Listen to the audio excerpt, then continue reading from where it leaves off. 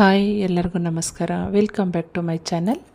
ಇವತ್ತಿನ ವಿಡಿಯೋದಲ್ಲಿ KFC ಸ್ಟೈಲ್ನಲ್ಲಿ ಮನೆಯಲ್ಲಿನೇ fried ಚಿಕನನ್ನು ಮಾಡೋದು ವಿಧಾನವನ್ನು ನಿಮ್ಮ ಜೊತೆ ಶೇರ್ ಮಾಡ್ಕೋತಾ ಇದ್ದೀನಿ.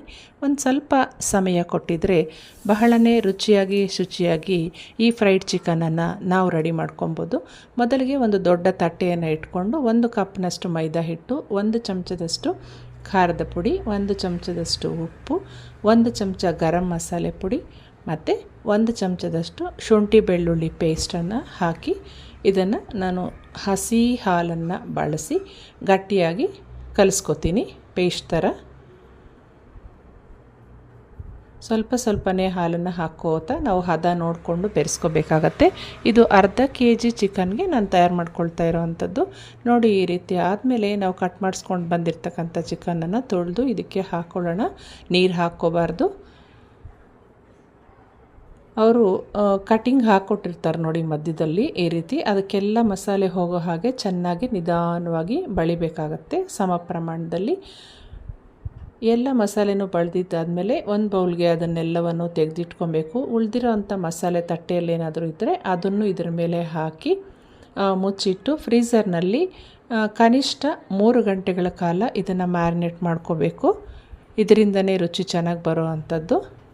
ಅದಕ್ಕೆ ಇದನ್ನೇನು ಸ್ಕಿಪ್ ಮಾಡಬೇಡಿ, ನಾವು ಮ್ಯಾರಿನೇಟ್ ಮಾಡ್ಕೊಳ್ಳೇಬೇಕು. ಕನಿಷ್ಠ 2 ಗಂಟೆ ಆದರೂ ಮಾಡ್ಕೊಳ್ಳಿ. ಫ್ರೀಝರ್ನಲ್ಲಿ ಇದನ್ನು ಇಟ್ಟಿದ್ದು ಆದಮೇಲೆ ಮತ್ತೆ ಇನ್ನೇನು ಮಾಡಬೇಕು ಅಂತ ನೋಡೋಣ ಬನ್ನಿ. ನಮಗೆ ಕೆಲವು ಐಸ್ ಕ್ಯೂಬ್ಸು ಬೇಕಾಗತ್ತೆ. ಒಂದು ಬಟ್ಲಿಗೆ ಸ್ವಲ್ಪ ಐಸ್ ಕ್ಯೂಬ್ಗಳನ್ನು ಈ ರೀತಿ ಹಾಕ್ಕೊಂಡು ಒಂದು ಸ್ವಲ್ಪ ನೀರು ಹಾಕಿದ್ರೆ ತಣ್ಣನೆ ನೀರು ನಮಗೆ ತಯಾರಾಗುತ್ತೆ. ಇದು ಏನಕ್ಕೆ ಬೇಕು ಅಂತ ನಂತರ ಹೇಳ್ತೀನಿ. ಐಸ್ ಕ್ಯೂಬ್ಗಳನ್ನು ಈ ರೀತಿ ಮಾಡ್ಕೊಂಡಿದ್ದಾದಮೇಲೆ ಮತ್ತೊಂದು ಸಲ ತಟ್ಟೆಯನ್ನು ಇಟ್ಕೊಂಡು ಒಂದು ದೊಡ್ಡ ಬೌಲ್ನಷ್ಟು ಮೈದಾ ಹಿಟ್ಟು, ಒಂದು ಸ್ವಲ್ಪ ಉಪ್ಪು, ಸ್ವಲ್ಪ ಖಾರದ ಪುಡಿ ಅಂದರೆ ಅರ್ಧ ಚಮಚದಷ್ಟು, ಮತ್ತು 1 ಚಮಚದಷ್ಟು ಕಾಳು ಮೆಣಸಿನ ಪುಡಿಯನ್ನು ಈಗ ಇದಕ್ಕೆ ಹಾಕ್ಕೊಳ್ಳೋಣ. ಮತ್ತು ಕ್ರಿಸ್ಪಿನೆಸ್ಗೋಸ್ಕರ 1 ಚಮಚದಷ್ಟು ಕಾರ್ನ್ ಫ್ಲೋರನ್ನು ಇದಕ್ಕೆ ಸೇರಿಸ್ಕೊಂಡಿದ್ದೀನಿ. ಇಲ್ಲಿ ಯಾವುದೇ ರೀತಿ ನೀರು ಅಥವಾ ಹಾಲು ಬೇರೆ ಯಾವುದೇ ಲಿಕ್ವಿಡ್ನೂ ಮಿಕ್ಸ್ ಮಾಡೋದು ಬೇಡ. ಒಣಪುಡಿಯನ್ನೇ ಈ ರೀತಿ ಚೆನ್ನಾಗಿ ಮಿಕ್ಸ್ ಮಾಡ್ಕೊಳ್ಳಿ. ನೋಡಿ, ಈಗ ಈ ಐಸ್ ಕ್ಯೂಬ್ಸನ್ನು ಹೇಗೆ ಬಳಸ್ಕೊಳ್ಳೋದು ಅಂತ ನೋಡೋಣ. ಅಷ್ಟರಲ್ಲಿ ಒಂದು ಬಾಣಲೆಯನ್ನು ಇಟ್ಟು ಎಣ್ಣೆಯನ್ನು ಕಾಯಲಿಕ್ಕೆ ಇಟ್ಕೊಳ್ಳೋಣ. ನೋಡಿ, ನಾವು ಮ್ಯಾರಿನೇಟ್ ಮಾಡ್ಕೊಂಡಿದ್ದಂತಹ ಚಿಕನ್ನು ಈಗ ಈ ರೀತಿ ತಯಾರಾಗಿದೆ. ಇದನ್ನು ಒಂದೊಂದು ಪೀಸೇ ತಗೊಂಡು ಈ ಹಿಟ್ಟಿನ ಮಿಶ್ರಣ ಇದೆಯಲ್ವ ಅದರಲ್ಲಿ ಚೆನ್ನಾಗಿ ಹೀಗೆ ಹೊರಳಾಡಿಸ್ಬೇಕು. ಯಾವ ರೀತಿ ಕೋಟ್ ಮಾಡಬೇಕು ಅಂದರೆ ಒಂದು ಸ್ವಲ್ಪನೂ ಗ್ಯಾಪ್ ಬರಬಾರ್ದು. ಆ ರೀತಿ ಚೆನ್ನಾಗಿ ಹೀಗೆ ಹೊರಳಾಡಿಸಿ ನಾವು ಅದಕ್ಕೆ ಕೋಟ್ ಮಾಡಬೇಕಾಗತ್ತೆ. 2-3 ಬಾರಿ ಹೀಗೆ ತಿರುಗಿಸಿ ಅದರ ಮೇಲೆ ಕೂಡ ಆ ಮಿಶ್ರಣವನ್ನು ಉದುರಿಸಿ ಈಗ ಐಸ್ ವಾಟರ್ ಇಟ್ಕೊಂಡಿದ್ವಲ್ಲ ಅದರಲ್ಲಿ ಇದನ್ನು ಚೆನ್ನಾಗಿ ಈ ರೀತಿ ಮುಳುಗಿಸಿ ತೇಲಿಸ್ಕೋಬೇಕಾಗತ್ತೆ. ಮತ್ತು 2-3 ಸೆಕೆಂಡ್ನಷ್ಟು ಅದರಲ್ಲಿ ಇಡಬೇಕು. ಈಗೇನು ಡೈರೆಕ್ಟಾಗಿ ಇದನ್ನು ಹೀಗೆ ಎಣ್ಣೆಯಲ್ಲಿ ಹಾಕೋದಾ ಅಂತ ಕೇಳಬೇಡಿ, ಹಾಕಲ್ಲ. ನೋಡಿ, ಈ ರೀತಿ ಹಾಕೋಕ್ಕೆ ಸಾಧ್ಯ ಇಲ್ಲ ಅಲ್ವಾ. ಈಗ ಮತ್ತೊಂದು ಸಲ ಅದನ್ನು ಕೋಟ್ ಮಾಡ್ಕೊಳ್ಳೋಣ, ಲೇಯರಿಂಗು. ಈ ರೀತಿ ಚೆನ್ನಾಗಿ ಮತ್ತೆ ಆ ಹಿಟ್ಟನ್ನು ಹಾಕ್ಕೊಳ್ಳೋಣ.